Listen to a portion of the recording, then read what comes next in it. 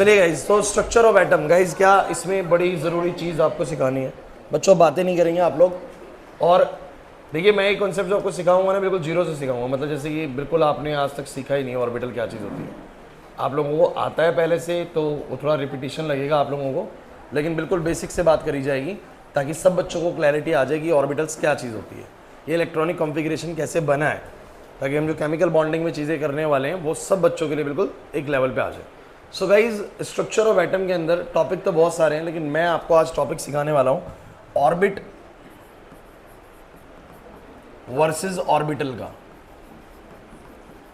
ये क्या चीज़ होती है, दोनों में क्या फ़र्क होता है ऑर्बिटल और ऑर्बिटल में, समझने की कोशिश करते हैं बच्चों।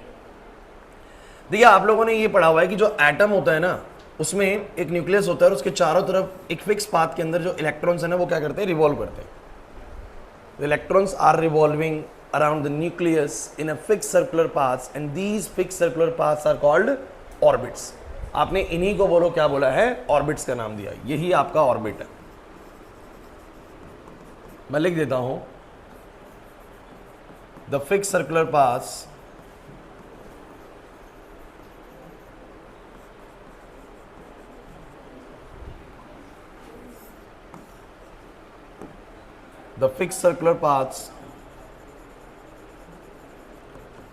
around the nucleus in which electrons are revolving। मैंने क्या बोला था, fix circular paths around the nucleus in which electrons are revolving are called orbits. इनको हम ऑर्बिट्स बुलाते हैं। ऐसे फिक्स सर्कुलर पाथ्स न्यूक्लियस के चारों तरफ जिनमें इलेक्ट्रॉन्स घूमते हैं, उन सर्कुलर पाथ्स को हमने क्या बोला, ऑर्बिट्स। बट क्या ये जो एटम की पिक्चर है ये एग्जैक्टली सही है क्या, ये सोचने वाली बात है। क्योंकि हम लोग 10th तक तो वैसे यही पढ़ रहे हैं, बट इसमें कितनी इसकी मतलब सच्चाई, कितना वैलिडिटी है इसके अंदर, वो समझने की कोशिश करते हैं। सो बात सिर्फ इतनी सी है कि पहले तो ऑर्बिट्स क्या होता है। तो ऑर्बिट्स तो आपको पता है पहले से, आप लोग 10th क्लास से पढ़ते आए हैं कि ऐसे ऐसे गोल गोल अपने बनाए थे भाई, 2,8 ऐसे पढ़ते हैं। जनरली होता आप लोगों ने 10th 9th से सबसे ऐसे ही पढ़ा है। अब 11th में आगे थोड़ा चेंज होने वाला है। अब मैं आपको बताता हूँ कि देखिए, जो इलेक्ट्रॉन्स होते हैं ना बच्चों, पाया गया कि इनकी स्पीड ना, कम से कम बता रहा हूँ मैं, ये स्पीड 100 किलोमीटर पर सेकंड की रफ्तार से इलेक्ट्रॉन्स न्यूक्लियस के चारों तरफ घूमते हुए पाए गए। इस स्पीड का एक बार आप अंदाज़ा लगाइए और सोचिए कितनी तेज है। 100 किलोमीटर पर सेकंड की रफ्तार, बताओ। उर्वशी, थाने के बाद कोई बच्चा गेट बंद कर लो, ये कूलिंग बिल्कुल नहीं कर रहा है इसको। बताओगे जरा, 100 किलोमीटर पर सेकंड की रफ्तार से अगर इलेक्ट्रॉन्स रिवॉल्व कर रहे हैं न्यूक्लियस के चारों तरफ, सो यू इमेजिन कि 100 किलोमीटर एक सेकंड में, ये रफ्तार बहुत ज्यादा है, बहुत ज्यादा है। मतलब कि आप ये अंदाजा लगा सकते हैं कि मैं हरिद्वार वाला एग्जांपल लेता हूं, 200 किलोमीटर यहां से अंदाजन हरिद्वार है। अब वो 2 सेकंड में हरिद्वार पहुंच जाएगा इलेक्ट्रॉन। इतना फास्ट अगर वो स्ट्रेट चले तो सिर्फ 2 सेकंड के अंदर इलेक्ट्रॉन हरिद्वार पहुंच सकता है। क्लियर? 2 सेकंड में वापस भी आ जाएगा। 4 सेकंड के अंदर आना जाना कर दिया। अब देखो, इतना फास्ट पार्टिकल है, इतना फास्ट पार्टिकल है, 100 किलोमीटर पर सेकंड। अब आप मुझे बताइए, क्या इतने फास्ट पार्टिकल का कोई एग्जैक्ट पाथ देख पाएगा? क्योंकि जब कोई चीज़ बहुत तेज चलती है तो हमें वो उसका पाथ नजर नहीं आएगा। आप मुझे बताइए ना, इस पंखे की 3 पंखड़ियाँ नजर आ रही हैं क्या आप लोगों को? इधर साक्षी, इस पंखे की क्या 3 पंखड़ियाँ नजर आ रही हैं? बिल्कुल नजर नहीं आ रही सर। अरे वो स्लो चल रहा है, इसका फास्ट चलते हुए देखो। तो इसको अगर आप उसकी भी ढंग से नजर नहीं आ रही है, अगर मैं आप लोगों को ना बताऊं कि इसमें 3 है पंखड़ियाँ, 4 पंखड़ियाँ, तो आप उसको देखते हुए नहीं इमेजिन कर सकते कि इसमें कितनी पंखड़ियाँ। सो एक्चुअली में जब भी कोई चीज़ बहुत फास्ट होती है ना, तो वो हमें नजर नहीं आती। जिन्होंने फ्लैश मूवी देखी होगी भाई, है ना, तो ऐसे ही गायब हो जाता है, तो नजर नहीं आता, इनका एग्जैक्ट पाथ नजर नहीं आता। यहाँ है फिर कहीं और है, पता नहीं किस रास्ते से गया। तो मतलब पाथ एग्जैक्टली हम उन चीज़ों को नहीं बता पाएंगे जो चीज़ें बहुत फास्ट है। तो बोर ने बेसिकली मॉडल प्रपोज किया था, बोर और रदरफोर्ड ने, और उनसे सवाल करे गए कि क्या ये जो मॉडल आप बता रहे हैं कि इलेक्ट्रॉन्स एक फिक्स सर्कुलर पाथ में घूमते हैं, तो ये तो इलेक्ट्रॉन तो इतनी तेज घूमते, क्या आपने एग्जैक्टली इनके पाथ को ऐसे चलते हुए देखा है? तो इसका बोर के पास कोई वैलिड प्रूफ नहीं था। उन्होंने कहा कि हमने एक एनालॉजी लगा रखी है, जैसे कि सोलर सिस्टम के अंदर सन होता है, सन के चारों तरफ जो प्लैनेट्स होते हैं वो क्या करते हैं, बोलो, ऐसे ऐसे सर्कुलर पाथ में घूमते हैं। ऐसे तो घूमते सर्कुलर पाथ में, तो हमें लगता है बिल्कुल सिमिलर एनालॉजी शायद यहाँ पर भी लग रही होगी, और इलेक्ट्रॉन्स भी न्यूक्लियस के चारों तरफ सर्कुलर पाथ में घूम रहे होंगे थ्रू द सेंट्रीपिटल फोर्स, वो जो अट्रैक्शन है न्यूक्लियस से, वो जो फिजिक्स में भी आजकल हमने बात करी है। कोई नहीं, तो जतिन क्या, इधर देख ले। तो यहाँ पर आपको जो मॉडल बताया गया उसका कोई भी वैलिड प्रूफ नहीं था। तो इनके वैलिड प्रूफ को लेके हमने कुछ मतलब इसके बाद हीजनबर्ग थे साइंटिस्ट जिन्होंने इसके ऊपर काम किया, स्कॉरिंजर थे जिन्होंने देखा कि भाई एटम के अंदर सच में इलेक्ट्रॉन ऐसे ही चलता है या कहीं और कोई फैशन उसे चलने का।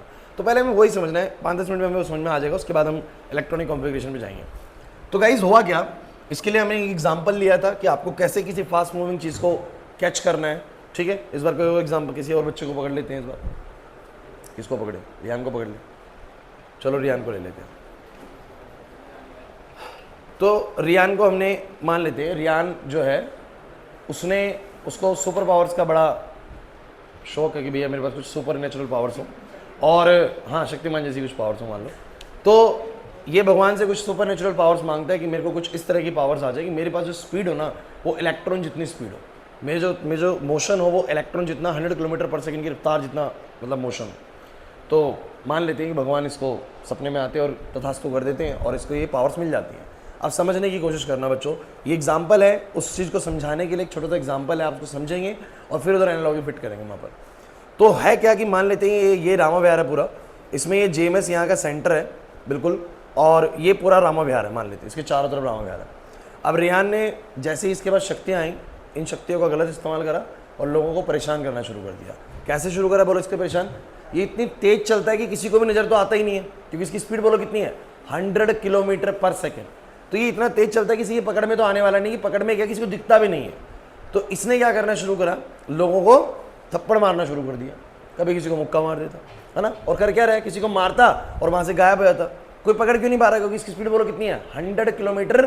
किसी को भी इसका एग्जैक्ट पाथ नहीं पता, सिर्फ और सिर्फ जब किसी को थप्पड़ पड़ता है तब पता लगता है कि हाँ भाई यहाँ पर पड़ी, यहाँ पड़ा, वहाँ पड़ा, वहाँ पड़ा, वहाँ पड़ा, ऐसे करके है ना, सबको दुखी कर रहेगा, पूरा आतंक मचा दिया पूरे रामा विहार के अंदर। और पकड़ क्यों नहीं पा रहे बोलो, क्योंकि बहुत फास्ट मूविंग है। लोग पुलिस को बुलाते हैं कि पुलिस आ जाए भाई, इसको पकड़ो यार, इसने तो बड़ा आतंक मचा रखा है यहाँ पर चारों तरफ पूरे रामा विहार में।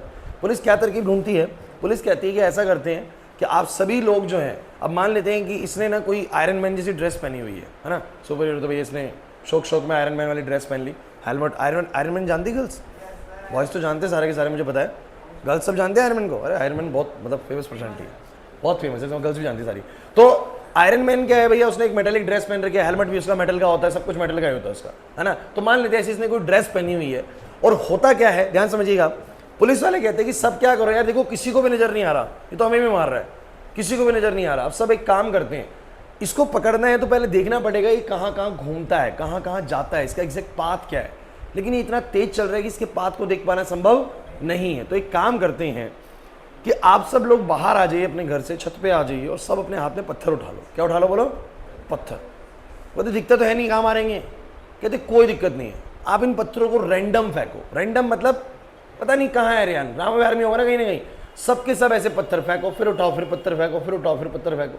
अब मुझे तुम एक बात बताओ, कहीं तो रियान होगा ना पूरे रामा विहार में, जहाँ भी रियान है जैसी पत्थर फेंका जाएगा, वो कहीं भी मोशन कर रहे नजर नहीं आ रहा, जहाँ भी रियान होगा और जब पत्थर फेंका जाएगा तो जैसे ही उसकी ड्रेस से टकराएगा, वो मेटेलिक ड्रेस से, वहाँ से टनने की आवाज़ आएगी।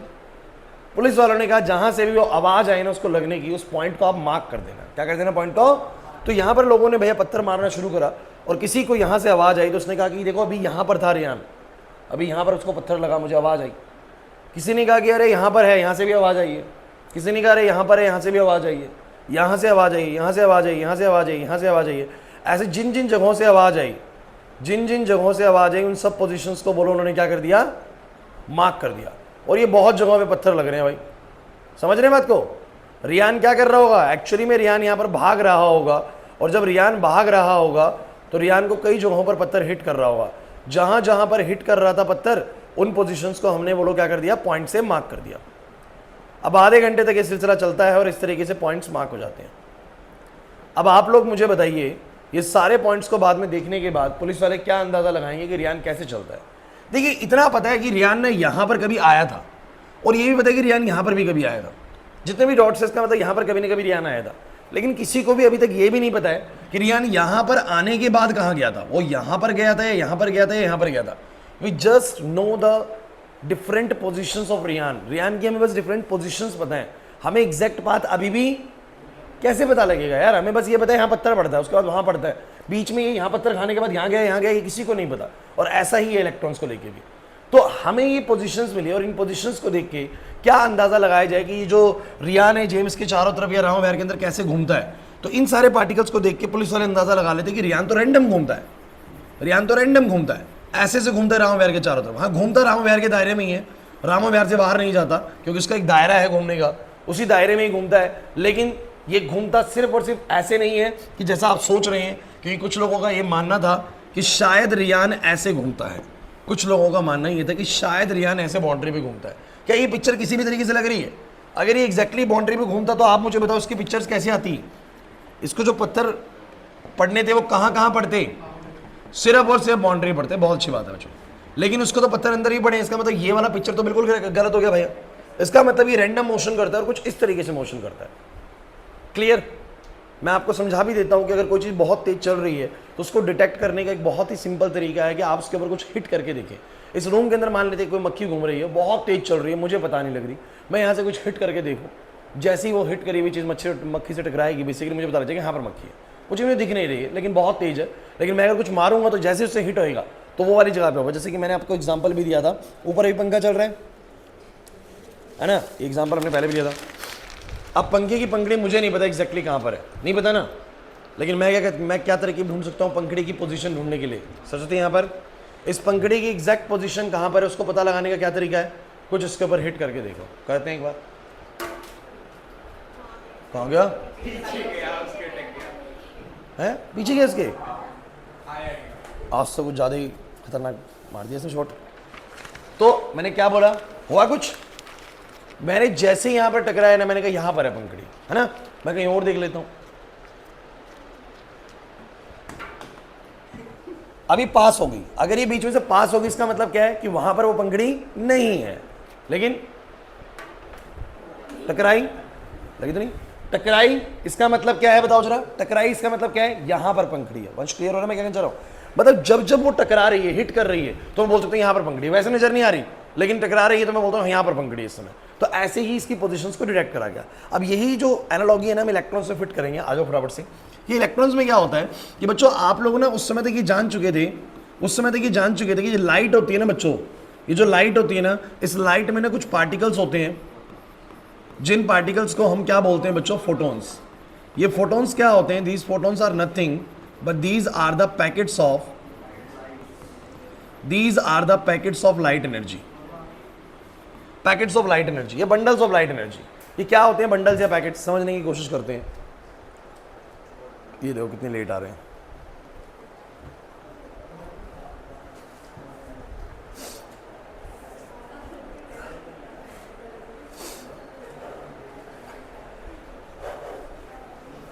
आओ भाई जल्दी जल्दी बैठो।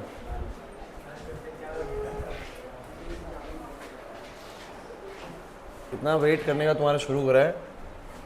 चलो सो क्लास, ये जो लाइट होती है क्या होती है बोलो? This light contains the photons. Photons क्या होते हैं बोलो? This the packets of the bundles of the light energy. ये बिल्कुल वैसे है जैसे कि मान लो मेरे हाथ में पानी के गुब्बारे हैं और वो पानी का गुब्बारा मैं अगर मान लो मयंक के सर पे फेंक के मारूं तो क्या होगा? मयंक के सर पे पानी का गुब्बारा फूटेगा और पानी चारों तरफ निकलेगा। तो वैसे ही क्या होता है, सुनो भाई एक बार लिखो मत, आज लिखने की जरूरत ही नहीं है बच्चों। ये आप लोग, मैं पीडीएफ भेज दूँगा देख लेना, लिखने वाला मामला है ही नहीं, आज बहुत कम लिखवाऊंगा, सारा कुछ समझने वाला है। ध्यान से सुनो इस चीज़ को, और इंटरेस्टिंग है बहुत अगर ढंग से पढ़ रहे हो तो। एक सेकेंड,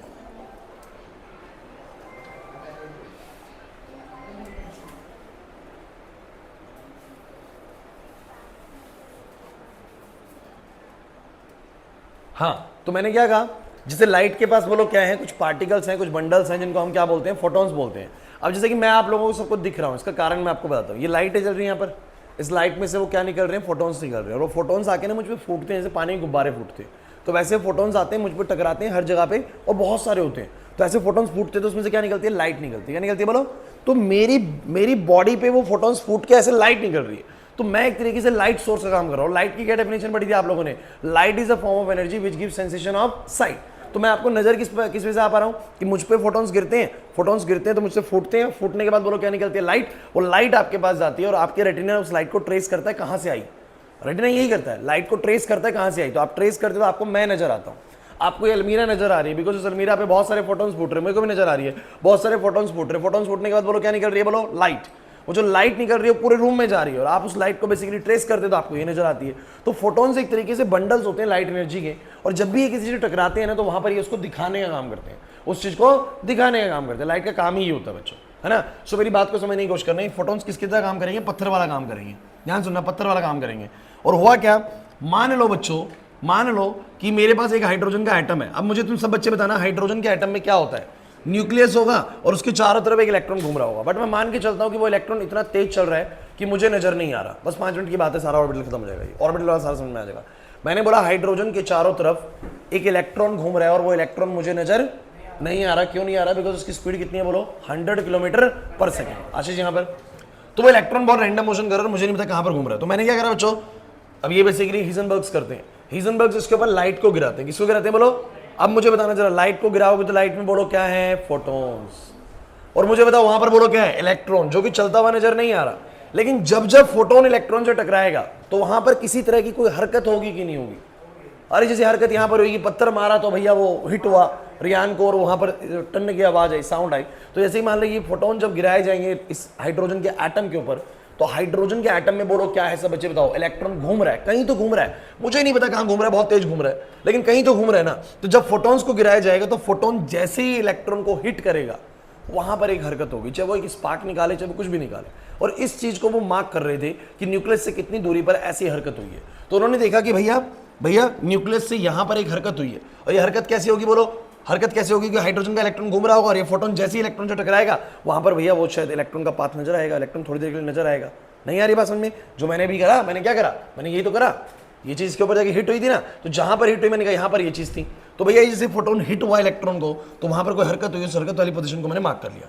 थोड़ी देर बाद देखा यहां भी हिट हुआ, यहां भी हरकत हुई, यहां भी हरकत हुई, यहां भी हरकत हुई। ध्यान देना, इन पोजीशंस पर बोलो क्या हुई, कोई हरकत होती नजर आई हाइड्रोजन के एटम में। अब आप लोग मुझे यार देख के बताओ इसको, ध्यान देना यार, बड़ा मतलब बढ़िया केस है और एकदम समझ में आ जाएगा, बस तुम ध्यान से सुनते चलो, बस ज्यादा समय नहीं लगेगा हमें इसको करने में। तो मुझे बस तुम ये बताओ, ये बहुत सारे इलेक्ट्रॉन है, एक ही इलेक्ट्रॉन की बहुत सारी पोजीशंस है, एक ही इलेक्ट्रॉन की बहुत सारी पोजीशंस है। इलेक्ट्रॉन कई जगहों पे गया होगा और जहां जहां वो फोटोन से टकराया वो पोजीशंस को हमने मार्क कर दिया, लेकिन अभी भी किसी को ये नहीं पता। सबको ये पता है कि यहाँ इलेक्ट्रॉन था और यहाँ इलेक्ट्रॉन है, इसके बाद वो कहाँ गया किसी को भी नहीं पता, इसके बाद कहाँ गया पता नहीं, यहाँ गया यहाँ गया यहाँ गया, लेकिन हाँ यहाँ भी था वहाँ भी था वहाँ भी था, ऐसे पता लग गया। तो सर इस मोशन को देख के अगर ऐसी पोजीशंस की पिक्चर तुम्हें मिलती है, और मैं तुम्हें क्लियर कर दूं, कहीं तुम्हारे दिमाग में एक मिसकंसेप्शन चल रहा हो कि सर्कल है, तो मैं आपको बता दूं ये स्फीयर है। स्फीयर कैसे, जैसे मान लो ये न्यूक्लियस है, सब बच्चे देखना भाई, समझना, यहाँ पर क्या है, मान लो न्यूक्लियस, ये न्यूक्लियस वाला पॉइंट है। तो हमारे को जो पोजीशंस मिली इलेक्ट्रॉन्स की वो कहाँ मिली, ऊपर भी मिली, अरे ऊपर भी डॉट्स मिले, नीचे भी डॉट्स मिले, आगे भी डॉट्स मिले, पीछे भी डॉट्स मिले, मतलब कि ये 3D में था। कैसे था बोलो, मतलब यहाँ अगर न्यूक्लियस है ना तो ऐसे एक फुटबॉल समझो, सब बच्चे यहाँ एक न्यूक्लियस तो बोलो क्या समझो, एक फुटबॉल, और उस फुटबॉल के अंदर ना इमेजिन करो कि एक मक्खी फंसी हुई है। सब बच्चे इमेजिन करो इस फुटबॉल के अंदर बोलो क्या फंसी हुई है, तो मक्खी ऐसे से रैंडम मोशन कर रही है, ऐसे से रैंडम मोशन कर रही है, इस तरीके से। नहीं आ रही मेरी बात समझ में, रैंडम मोशन कर रही है। तो मेरे जो डॉट्स थे मुझे कहां कहां मिले बताओ जरा, न्यूक्लियस के ऊपर भी, नीचे भी, आगे भी, पीछे भी, दाएं भी, बाएं भी, मतलब ये सर्कल नहीं है, बोलो क्या है, स्फीयर है। क्या है बोलो, तो मैं आपको बता दूं बच्चों, ऐसा पिक्चर आने के बाद सबको ये बात क्लियर हो जाती है कि इलेक्ट्रॉन्स ऐसे ऑर्बिट में तो नहीं घूमते, क्योंकि बच्चों अगर ऑर्बिट में घूमते तो जो इलेक्ट्रॉन्स की पोजीशन मिलती वो कहां कहां मिलती बोलो, बाउंड्रीज में मिलती ना। ये अंदर कहां से मिल रही है, यहां कैसे मिल रही है, यहां कैसे मिल रही है, यहां कैसे मिल रही है। तो इसका मतलब इलेक्ट्रॉन्स ऐसे घूमते ही नहीं है। इलेक्ट्रॉन्स एक्चुअली में कैसे घूमते हैं, ऐसे घूमते हैं इलेक्ट्रॉन्स, इस तरीके से घूमते हैं इलेक्ट्रॉन्स, समझो मेरी बात को, ऐसे रैंडम मोशन करते हैं। और ये बच्चों बताओ सर्कल में है या स्फीयर में है, स्फीयर में है। तो मैं आपको कहता हूं बच्चों, ये जो पूरा स्फेरिकल रीजन होता है ना, ये बोलते हैं रीजन होता है। अब रीजन क्या होता है मैं आपको बताऊंगा, इनको हम बोलते हैं ऑर्बिटल्स। क्या बोलते हैं, मैं आपको रीजन में और उसमें फर्क समझाऊंगा, चिंता मत करिए, आप पूरी बात सुनिएगा। व्हाट इज ऑर्बिटल, अगर आपसे ऑर्बिटल पूछा जाए तो क्या होता है।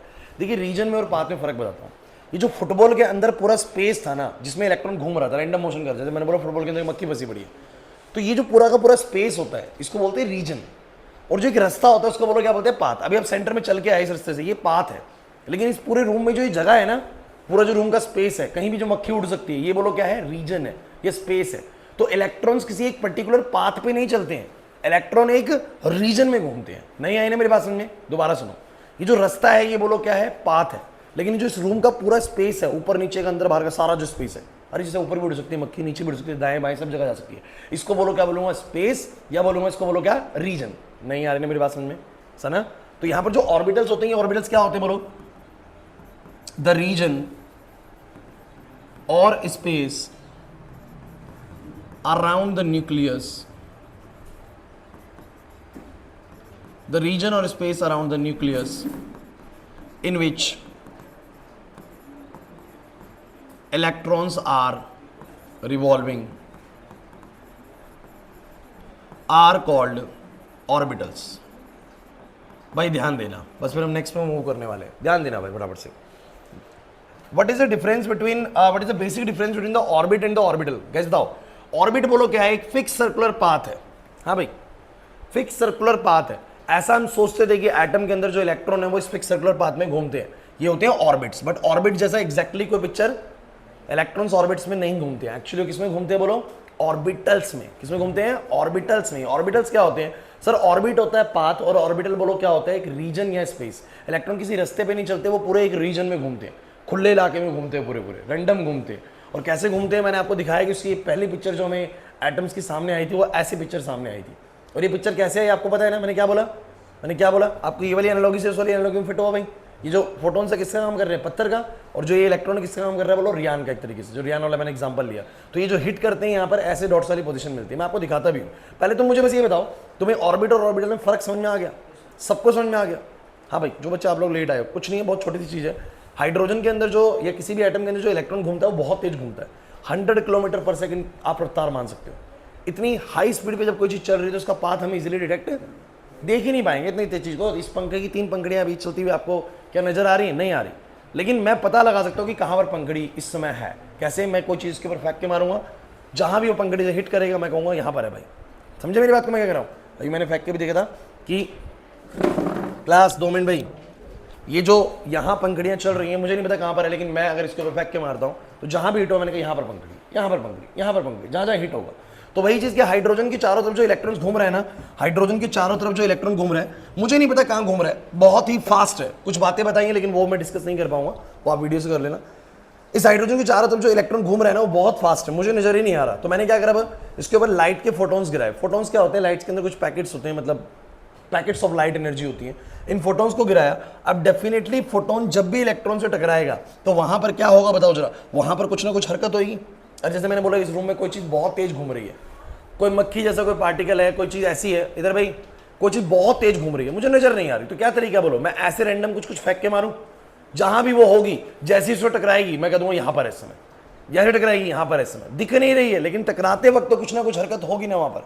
कोई चीज मेरे स्पेस में बहुत तेज चल रही है लेकिन मुझे पता नहीं कहां पर है, तो मैं रैंडम कुछ कुछ चीजें मार के देख रहा हूं, जहां भी वो उससे टकराएगा वो चीज जो मैंने फेंकी है मेरे को पता लग जाएगा इस समय तो यहां पर है, इसके बाद कहां गया पता नहीं, लेकिन यहां भी यहां पर है। क्लियर होता है कि नहीं होता?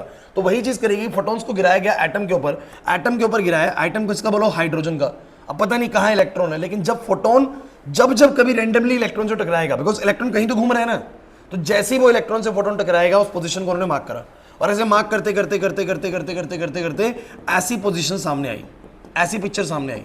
इसका मतलब ये निकल के आता है कि जो हाइड्रोजन के चारों तरफ इलेक्ट्रॉन्स घूमते हैं ना, वो किसी एक फिक्स पाथ ऑर्बिट में नहीं घूमते, क्योंकि अगर ऑर्बिट में घूमते तो पिक्चर कैसी आनी चाहिए थी सब बच्चे, पिक्चर कैसी आनी चाहिए थी, फोटोन सिर्फ और सिर्फ इलेक्ट्रॉन से ऐसे बाउंड्री पे टकराना चाहिए था, बट ऐसा नहीं हुआ।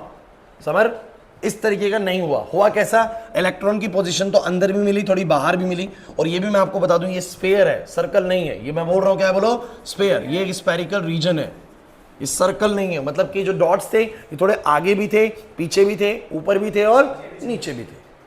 इसका मतलब पूरे के पूरे ऐसा समझो कि फुटबॉल है और उस फुटबॉल के अंदर एक मक्खी रैंडमली घूम रही है। सो गाइस, सबसे पहली चीज जो मैं तुम्हें केमिकल बॉन्डिंग में भी सिखाऊंगा, जो बहुत जरूरी है, जो आज की क्लास में आपको समझना है, ये ऑर्बिट और ऑर्बिटल की ही चीज है। ऑर्बिट होता है एक फिक्स सर्कुलर पाथ, ऐसा कुछ नहीं है एटम के अंदर, एटम के अंदर फिक्स सर्कुलर पाथ में इलेक्ट्रॉन्स नहीं घूम रहे। कैसे घूम रहे बोलो, ऑर्बिटल में। तो ये जो आपने जो पढ़ा था ना वो थोड़ा मतलब मिसकंसेप्ट है बहुत ज़्यादा, उसको ठीक करें कि इलेक्ट्रॉन्स ऐसे ना घूम के, एक फुटबॉल इमेजिन करो और उस फुटबॉल के अंदर इलेक्ट्रॉन कहीं भी घूम रहा है। क्लियर हुआ, कुछ नहीं हुआ? नितिन बात समझ में आ गई? आशीष, डाउट है किसी को? सबको, गर्ल्स आप सबको क्लियर हो गई ये वाली चीज? अच्छा आगे बढ़ते हैं, एक बात सुनो। The main difference between orbit and orbital, sir orbit एक तरह का पाथ है और ऑर्बिटल एक तरह का पूरा स्पेस या रीजन है। इलेक्ट्रॉन्स किसी पाथ पे नहीं चलते, इलेक्ट्रॉन्स एक्चुअली किसी स्पेस या रीजन के अंदर पाए जाते हैं, जैसे स्फेरिकल रीजन ये वाला है ना। तो चलिए आगे बढ़ते हैं और मैं आप लोगों को एक चीज दिखाता हूं।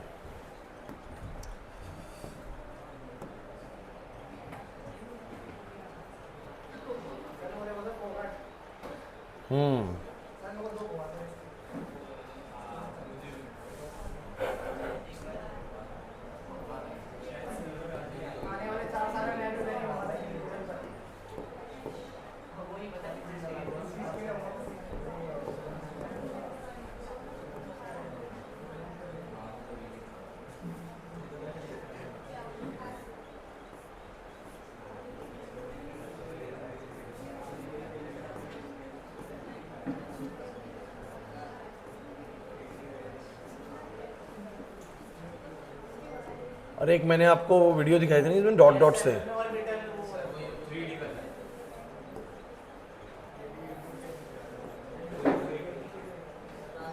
अच्छा ऑर्बिटल्स 3D लिखा था ना, एटॉमिक ऑर्बिटल्स 3D। तुम्हें तो नाम भी याद है।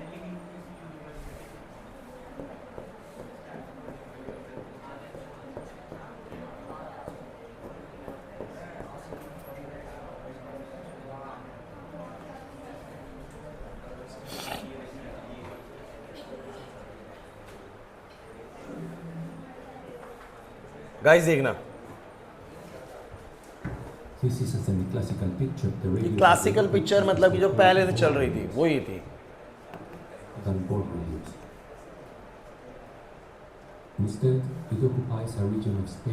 अब आप लोग देखिए इसको एक बार, ये क्या है, 1s तो है, लेकिन ये वैसे बेसिकली कौन से पिक्चर निकल के आई, ये बेसिकली निकल के आया कि जो न्यूक्लियस के चारों तरफ जो पहली बार डॉट्स हमें दिखे थे इलेक्ट्रॉन्स के, ये बहुत सारी डॉट्स क्या हैं, ये बहुत सारी डॉट्स वो पोजीशन है जहां पर हमें इलेक्ट्रॉन कभी हरकत करता हुआ दिखा, जहां पर मुझे कभी इलेक्ट्रॉन मिला, मेरा फोटोन कभी इलेक्ट्रॉन से कहीं टकराया तो मैंने उन पोजीशंस को डॉट से मार्क किया और मुझे पता लगा गया हाइड्रोजन के अंदर, अक्षर बातें मत करो, हाइड्रोजन के अंदर जो मुझे डॉट्स मिले वो मुझे ऐसे ऐसे डॉट्स मिले और ये बिल्कुल स्फेरिकल है। आप देख लीजिए इसका पिक्चर, नहीं लग रहा आप लोगों को?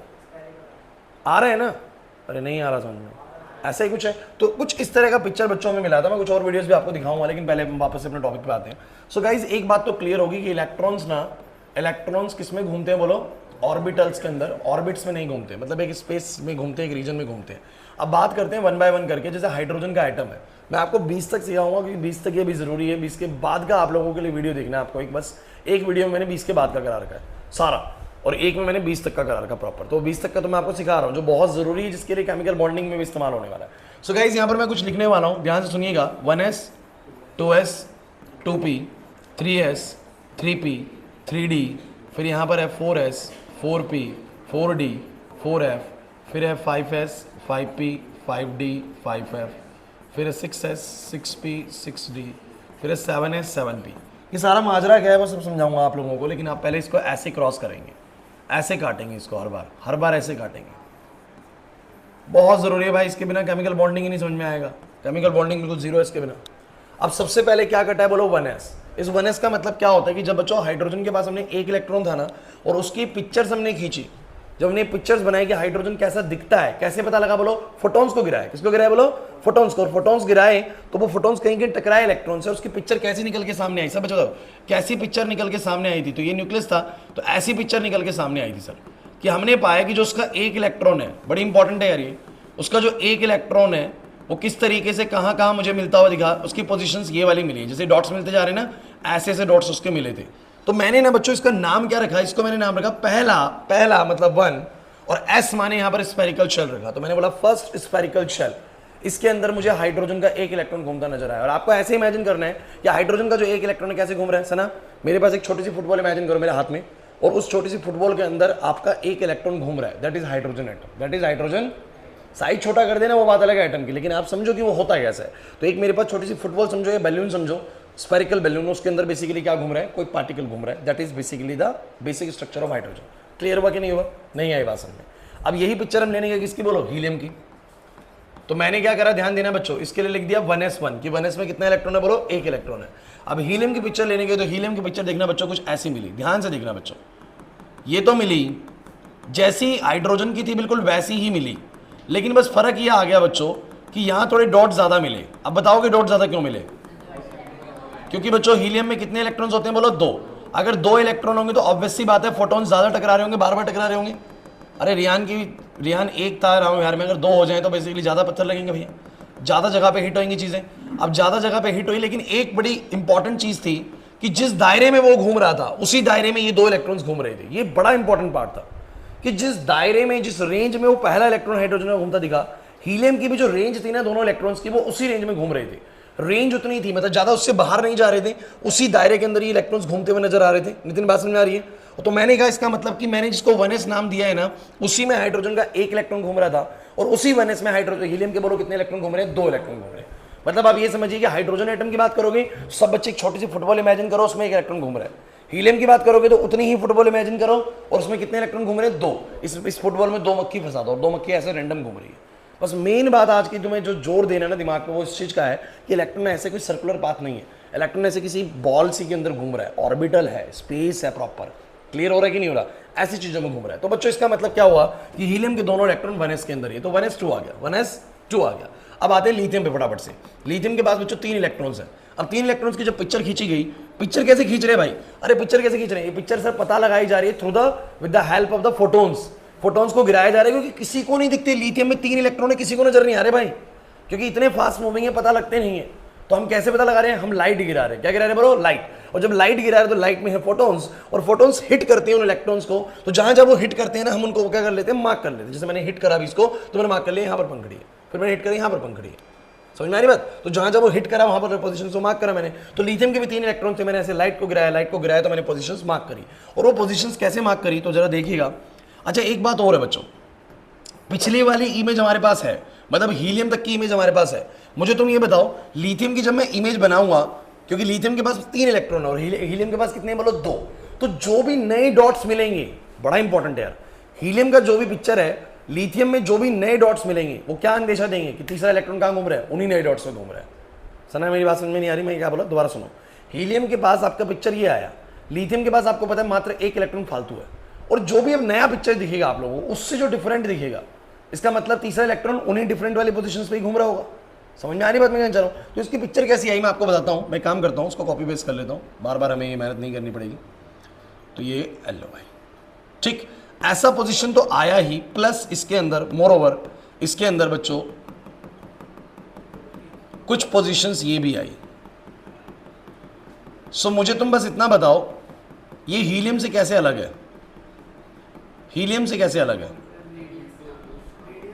सर? बस हीलियम से इस तरीके से अलग है कि एक तो इसका साइज बड़ा लग रहा है इस एटम का, प्लस जैसे 2 इलेक्ट्रॉन तो उस दायरे में घूम रहे थे, इसके भी कुछ इलेक्ट्रॉन उसी दायरे में घूम रहे हैं, बट 1 इलेक्ट्रॉन ऐसा है जो उस दायरे से थोड़ा बाहर घूम रहा है।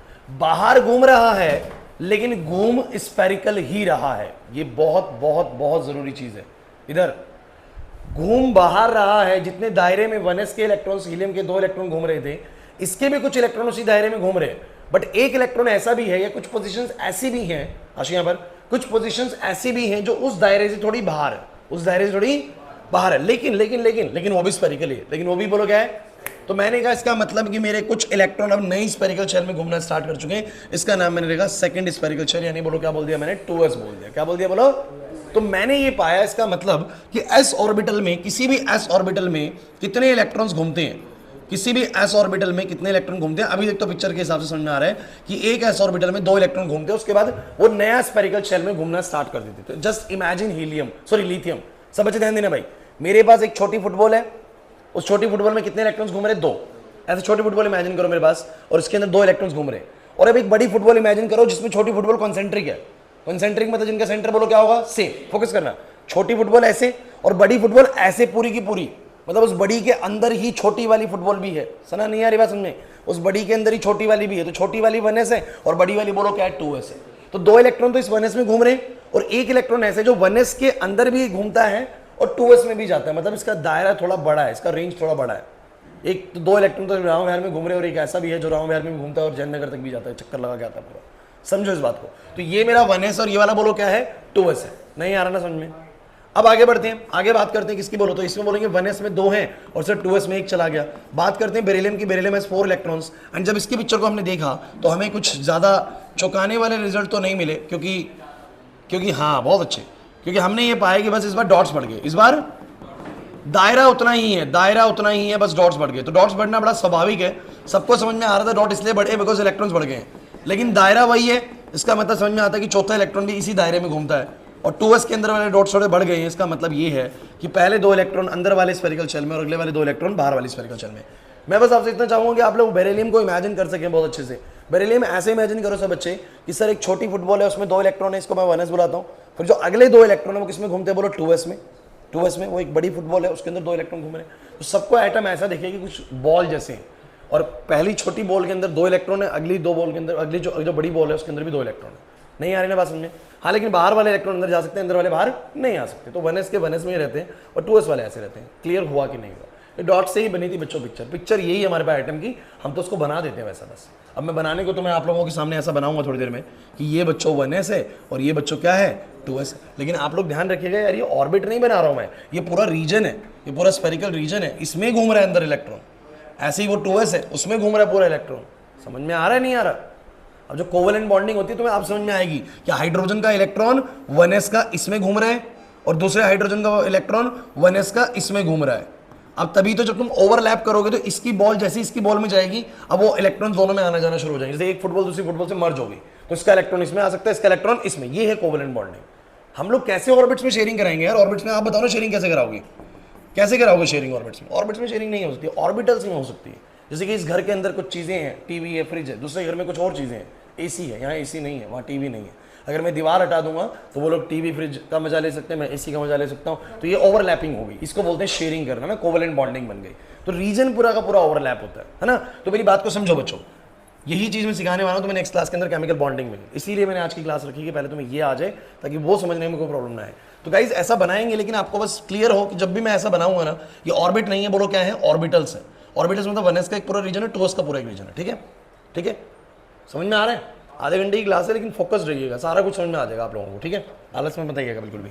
सो अब ये चीज़ है, एक बार फटाफट से इसका एक एनिमेशन दिखाता हूँ आप लोगों को, फिर मैं पी ऑर्बिटल पे आऊँगा, और पी ऑर्बिटल में आने के बाद ज़्यादा पिक्चर बचती नहीं है। तो गाइज ये कौन है, ये कौन है पहले बताओगे? ये तो हाइड्रोजन है, ये तो हाइड्रोजन है। अच्छा, हीलियम का पिक्चर भी कैसा आएगा? हीलियम का भी ऐसे ही आएगा सर। और ये क्या बताना चाह रहा है तुम लोगों को ऐसे घुमा के? ये बताना चाह रहा है कि 3D है, इधर भी है, उधर भी है, इधर भी है सर, डॉट्स हर जगह पे थे। इसका मतलब ये पूरा 3D पिक्चर था sir. Due to the highest density of points are those where the electron is most probably found. The ground state orbital is called 1s. 1s The 1 is the principal quantum number. अब 1s में देख लिए इन्होंने 2 electrons घूमते हुए। The radius of the second bound orbit is called number. अब ध्यान से देखना, Orbital 2s. ये क्या है?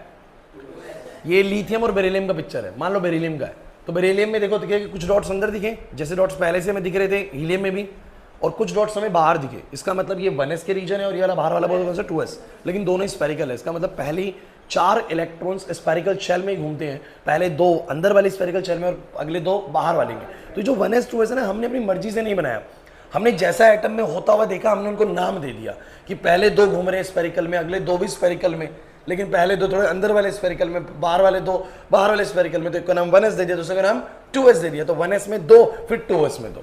क्लियर हो रहा है कि नहीं हो रहा सर? समझ नहीं आ रहा है ना? तो बेरिलियम तक का पिक्चर सबको क्लियर है। अब इसके बाद आते हैं बच्चों अगली चीज पे। एक चीज मैं और छोटी सी बताता हूँ आप लोगों को, ये सबको क्लियर है? अब यार इसको हटाना ही पड़ेगा,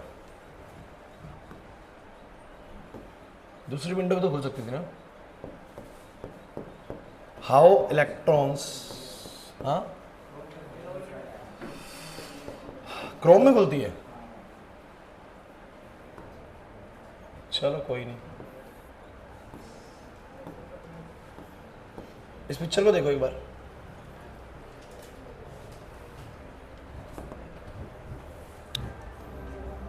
देखा कुछ?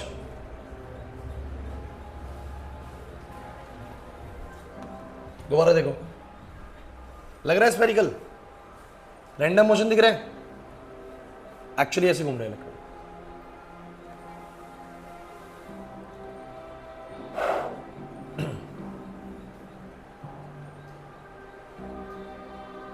और ये रिंग क्या घुमा के दिखा रहा है? इसका मतलब 3D है, आगे की तरफ भी बॉल है, आप उसको वो सर्कल ना समझ ले। तो पूरा बॉल की तरह घुमा के दिखा रहे हो आप लोगों को।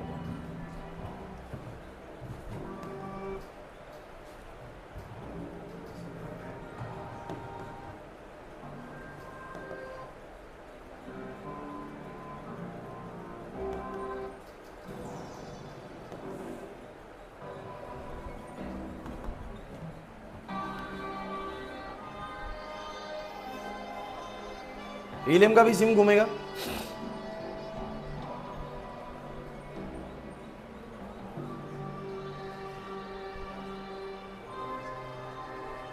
दोनों बने इसमें। अब तीसरा लिथियम का किसमें घूमेगा? क्या इसी में घूमेगा? इसमें आ सकता है लेकिन घूमेगा थोड़े बाहर के दायरे में ना।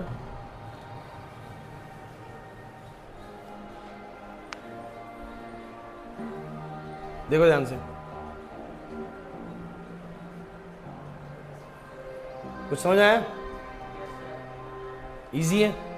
1s में 2, फिर 2s में 1, 1s में 2, 2s में 1, क्योंकि लिथियम है भाई। बेरिलियम में भी क्या होगा? 1s में 2, 2s में 2। देखो 1s के इलेक्ट्रॉन बाहर नहीं जा रहे हैं, 2s का अंदर बाहर आ सकता है पूरे में, उसका एनर्जी थोड़ा ज्यादा होता है तो वो लॉन्ग रेंज तक जाता है।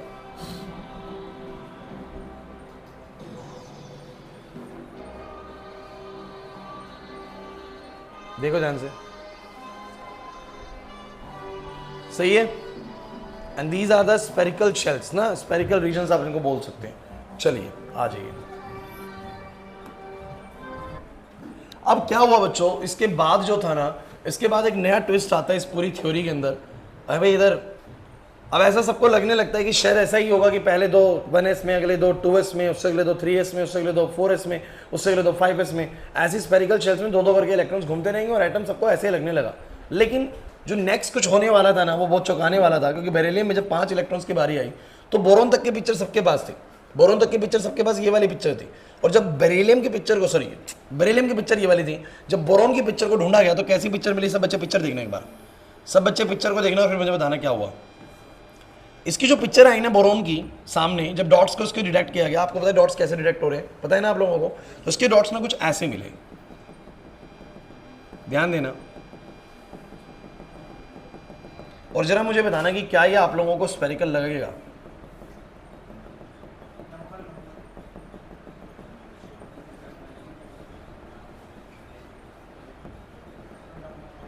पहली बात तो ये किसी भी नजरिए से ना स्पेरिकल तो नहीं है सर, क्योंकि स्पेरिकल है तो भैया सेंटर के चारों तरफ घूमती, बट ये तो किसी एक ही तरफ पे घूमते नजर आए। मतलब 4 इलेक्ट्रॉन तक का पिक्चर ये था, और 5वें इलेक्ट्रॉन जैसे ही आया ना उसकी पिक्चर ये बन गई। इसका मतलब क्या है बोलो, कि जो 5th इलेक्ट्रॉन है वो स्पेरिकल शेल में। तो यहाँ पहली बार पता लगा कि not all the electrons in an atom are revolving in a spherical region. सारे इलेक्ट्रॉन स्पेरिकल रीजन में इसका मतलब नहीं घूमते। Some are found to be revolving in a dumbbell type region. अभी डंबल टाइप रीजन कैसा है? तो ये रीजन मैं आपको बताता हूँ कैसा था। जैसे कि मान लो यहाँ पर न्यूक्लियस है, सब बच्चे देखना भाई, सोचते हैं यहाँ पर न्यूक्लियस है, तो ये 1s में घूम रहे 2 इलेक्ट्रॉन, अगले 2 इलेक्ट्रॉन बोलो कहाँ घूम रहे? 2s में। अब ये इलेक्ट्रॉन कैसे था, ये जो घूम रहा था मैं आपको दिखाता हूँ उसका शेप डंबल कैसे है। आशीष यहाँ पर, यहाँ न्यूक्लियस है ना, तो 1s ऐसे 2s ऐसे, तो यहाँ न्यूक्लियस है ना, तो मेरा हाथ ऐसे इमेजिन करना, जहाँ न्यूक्लियस है वहाँ पर मैं इस तरीके से टक कर रहा हूँ, तो ये न्यूक्लियस है, और ये यहाँ पर ऐसे, ये जो मेरा हाथ है ना, इसमें मान लो एक मक्खी फंसी हुई है। अब मुझे बताओ मक्खी मोशन कर रही है इसके अंदर, तो क्या ये रीजन स्पेरिकल है? स्पेरिकल तो नहीं है। समझना मेरी बात को। अब मैंने क्या पाया कि 4 इलेक्ट्रॉन्स के बाद कुछ इलेक्ट्रॉन न्यूक्लियस के लेफ्ट साइड पे इस हाथ के अंदर घूम रहे हैं, मतलब डंबल रीजन में घूम रहे हैं। कुछ ऐसे थे जो ऊपर की तरफ यानी वाई एक्सिस पे, जैसे कि मान लो ये न्यूक्लियस है तो ये एक्स एक्सिस है, ये बोलो क्या है? वाई कॉमन इधर, और ये बाहर वाला बोलो क्या है? Z. This is x, this is y and this is z. अगर यहाँ न्यूक्लियस है तो ये एक्स, ये वाई और ये z. Some are found to be revolving in a dumbbell region on the x axis, some are found to revolving in a dumbbell region of the y axis, some are found to revolving in dumbbell region of the z axis। But ये घूम नहीं रहे हमारे spherical region में, नहीं घूम रहे। कैसे घूम रहे बोलो? डंबल रीजन में, कुछ x पे, कुछ y पे, कुछ z पे, कुछ इस x पे, कुछ इस y पे और कुछ इस z पे। हालांकि 6 एक्सिस हुए। कितने एक्सिस हुए बोलो? 6। तो मैं आपको बता दूं बच्चों, मेरे जो नेक्स्ट 6 इलेक्ट्रॉन्स हैं, मेरे जो नेक्स्ट 6 इलेक्ट्रॉन्स है, कोई सा भी स्पेरिकल नहीं घूमने वाला। They all are found to revolving in a dumbbell region. Dumbbell किसको बोला गया? इस शेप को डंबल बोला गया। शेप को डंबल क्यों बोला? यार आप लोग जानते हो डंबल किसे कहते हैं? डंबल शेप कैसी होती है? अरे जिम में जो बिल्कुल बेसिक डंबल होते हैं, छोटे डंबल होते हैं, वो डंबल कुछ ऐसे ही होते हैं कि नहीं होते? बताओ जरा। इन शेप को डंबल शेप बोलते हैं। क्या बोलते हैं बोलो? Dumbbell shape. तो जो हमारे इलेक्ट्रॉन्स थे, जो हमारा 5वां इलेक्ट्रॉन था ना, वो स्पेरिकली नहीं घूम रहा था। इसका मतलब वो एस ऑर्बिटल में इससे मुझे ये भी पता लगा not all the electrons are found revolving in spherical region, सारे इलेक्ट्रॉन स्फेरिकल रीजन में नहीं घूमते sir, some are found revolving in different type of regions, these are the dumbbell region. और इन डंबल रीजंस को बच्चों नाम दिया गया पी ऑर्बिटल का। क्या नाम दिया गया ब्रो? ये कुछ ग्रीक वगैरह से उठाए गए शब्द हैं, तो पी ऑर्बिटल में दिया गया। ध्यान समझना बच्चों, ये डंबल रीजन थे। जैसे इसका रीजन बोलो कौन सा है सब बच्चे, इसका रीजन बोलो कैसा है, बोलो स्फेरिकल रीजन। और मुझे बताइए इसका बोलो कैसा है, डंबल। तो मैंने कहा भाई ध्यान से समझिएगा, जैसे ही मेरा 1s भरा उसके बाद 2s भरा, अब भैया 2p की बारी। किसकी बारी बोलो? 2p की। ध्यान दीजिएगा, 1 नहीं बोलो, 1p नहीं बोला बच्चों, क्योंकि ऑलरेडी 2 हम यूज कर चुके थे, 2 नंबर सेकंड शेल इस्तेमाल कर चुके थे, हमने सेकंड से शुरू करा बच्चों इसको। सब बच्चे ध्यान देना भाई। तो हुआ क्या, हमने बोला कि 1s में तो गए 2 इलेक्ट्रॉन, फिर 2s में गए 2 इलेक्ट्रॉन, और एक किसमें गया बोलो? 2p में। एक किसमें गया बोलो? 2p में। 2p में मतलब कि हमने बोला पहला इलेक्ट्रॉन ऐसा जो स्फेरिकल शेल में ना घूम के डंबल शेल में घुमा। p ऑर्बिटल का मतलब डंबल शेल, p ऑर्बिटल का मतलब बोलो क्या है? Dumbbell shell. तो 5वां इलेक्ट्रॉन ऐसे घुमा, और अब हम थोड़ी सी स्पीड बढ़ाएंगे अपनी, एक होगा। अब बात करते हैं कार्बन की, अब थोड़ा सा स्पीड बढ़ाएंगे बच्चों हम। 1s2 2s2 अगले मतलब 4 के बाद हमने पाया 5वां भी डंबल में था और छठा भी डंबल में था, छठा भी, लेकिन कैसे डंबल में था? तो मैंने उसकी शेप को जब देखा तो ध्यान देना बच्चों, अरे बड़ा आसान है यार, आप उसको देखेंगे। और कुछ नए डॉट्स मुझे मिले, वो कुछ इस तरीके से मिले। सब बच्चे जो नए डॉट्स मिले मुझे वो यहाँ मिले, यहाँ मिले। देखो ऊपर डंबल बन रहे हैं, इस डंबल के अंदर डॉट्स है। मेरा हाथ ऊपर की तरफ वाई एक्सिस पे हो और कुछ ऐसे, क्योंकि ये एक्स एक्सिस है, ये वाई एक्सिस, और सामने वाला बोलो क्या होगा? Z axis. तो यहाँ पर घूमता दिखा, इसका मतलब मेरे सब छठा इलेक्ट्रॉन भी डंबल रीजन में घूमता है। अरे नहीं आए बात समझ में यार। 7वां भी कहाँ घूमता है? 7वां भी यहीं घूमता है, नाइट्रोजन के 7 इलेक्ट्रॉन्स होते हैं। हाँ भाई इन्होंने यहाँ पर ध्यान दो, 1s2 2s2 मैंने पाया 7वां भी डंबल में, मतलब 2p3। तो मैंने पाया उसकी पिक्चर कैसी थी, उसकी पिक्चर कैसी थी, ये हमारे पास है, ये मैंने कॉपी पेस्ट किया, यहाँ पर लिया मैंने। ध्यान देना बच्चों, ध्यान देना बहुत ज़रूरी है। क्या आप लोग जानते हो कि ऑन पेपर आप लोग इसको एक्स एक्सिस बोलोगे, अगर तुम ऑन पेपर इसको एक्स एक्सिस बोलोगे तो ये वाला वाई होगा, और जेड वैसे बाहर की तरफ होता है, बट ऑन पेपर जेड कैसे दिखाते हो रियान? ऑन पेपर जेड कैसे दिखाते हो? ऐसे दिखाते हो ना, जेड वैसे बाहर की तरफ होता है, लेकिन ऑन पेपर तो ऐसे दिखाओगे ना। तो मुझे सब बच्चे बताओ फटाफट से, जो मेरा जो अगला इलेक्ट्रॉन मुझे घूमता हुआ नजर आया, उस जेड पे घूमता हुआ नजर आया, मतलब उसका डंबल जेड पे बना हुआ था। कहाँ बना हुआ था बोलो? ऐसी पोजीशंस थी। अब ये लगा लो कि जिसने नाइट्रोजन को देखा ना, उसको नाइट्रोजन ऐसा दिखा होगा, ऐसा दिखा होगा, और यहां से उसको आइडियाज लगे कि मैंने नाइट्रोजन से पहले कार्बन को देखा हुआ है, मुझे कार्बन से पहले मैंने बोरॉन को देखा हुआ, बोरॉन से पहले मैंने बेरिलियम को देखा हुआ है, उससे पहले हाइड्रोजन को भी देखा हुआ है। तो उसको आइडिया लगता चला गया कि कौन इलेक्ट्रॉन, जो नया इलेक्ट्रॉन आ रहा है, वो कहां घूमता हुआ पाया जा रहा है। नहीं आ रहा समझ में, है ना? तो बच्चों 7 इलेक्ट्रॉन तक का पिक्चर सब बच्चे बताओ। पहले 2 इलेक्ट्रॉन 1s, अगले 2 इलेक्ट्रॉन 2s, हो गए 4। 5वां 2px, छठा 2py, 7वां 2pz। अब 8वां बता देता हूं, 8वां 2px पे जाता है फिर से, 9वां 2py और 10वां 2pz। नहीं आया समझ में से, हो गए? तो पता लगा कि हाँ ये अगले 6 इलेक्ट्रॉन, क्योंकि इसके बाद फिर से क्या होता है, फिर से इलेक्ट्रॉन स्फेरिकल शेल में जाना शुरू करते हैं। तो पता लगा कि p ऑर्बिटल में कितने इलेक्ट्रॉन्स आते हैं बोलो? सब बच्चे ध्यान देना, p ऑर्बिटल में कितने इलेक्ट्रॉन्स आते हैं बोलो? 6। ये पता लग गया भाई हमें, ध्यान देना सब बच्चे। अरे कुछ समझ में आ रहा है? अरे